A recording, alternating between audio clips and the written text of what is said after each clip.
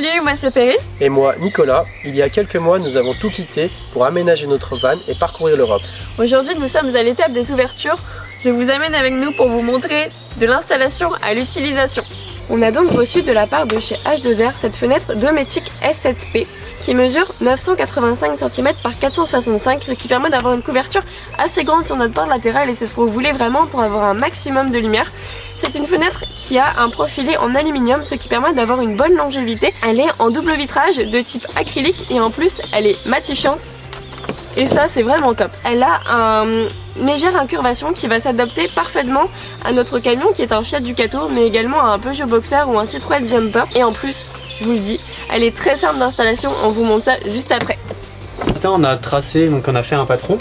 Le souci donc c'est que on a déjà posé notre liège, donc pour tracer sur l'intérieur en fait c'est compliqué, on va pas pouvoir le faire, on va devoir faire ça de l'extérieur.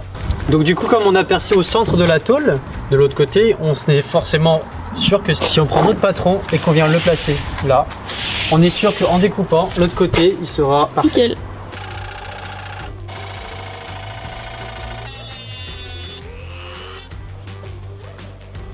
Une fois l'ouverture effectuée, il faut appliquer de l'anti-rouille sur la découpe et le laisser sécher pendant 24 heures.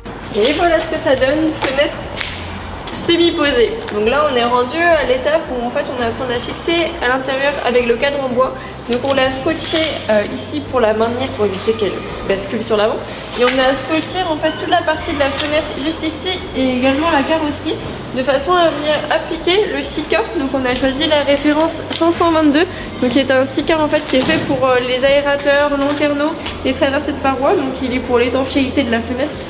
Donc on va venir l'appliquer proprement en bordure de façon à ce que ça ne bave pas sur la carrosserie. Avant d'appliquer la colle, il faut bien penser à dégraisser les deux surfaces pour que la colle adhère bien et qu'il n'y ait pas de fuite. Une fois la surface nettoyée et dégraissée, nous venons appliquer le Sika généreusement. S'il y en a trop, c'est pas grave, je préfère que ça déborde et être sûr qu'il y en ait bien partout. Ensuite, on pose la fenêtre contre la carrosserie en appuyant bien pour faire venir sortir le surplus de Sika. Donc là, le cadre en bois est posé, juste ici.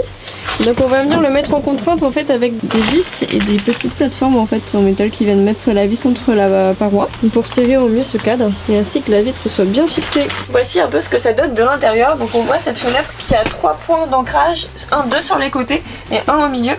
Le gros avantage, et c'est ce qu'on recherchait vraiment sur une fenêtre, c'est qu'on peut la laisser en fait semi-ouverte en la bloquant tout simplement au milieu. Elle a un système, donc de façon à ce que ça soit sécurisé, qu'on puisse partir admettons à la plage et qu'il y ait quand même un filet d'air constant qui rentre dans le camion. Après plusieurs semaines, nous qui avions très peur de faire des trous dans la carrosserie, on peut vous rassurer en vous disant que cette fenêtre là est très simple d'installation. Il suffit juste de bien suivre la notice, tout est très bien détaillé dedans. En plus, elle a un esthétique qui est vraiment sympa, on voulait vraiment ça et c'est vraiment cool et en plus elle apporte une lumière de dingue dans le van et franchement on regrette absolument pas notre choix et on en est très content.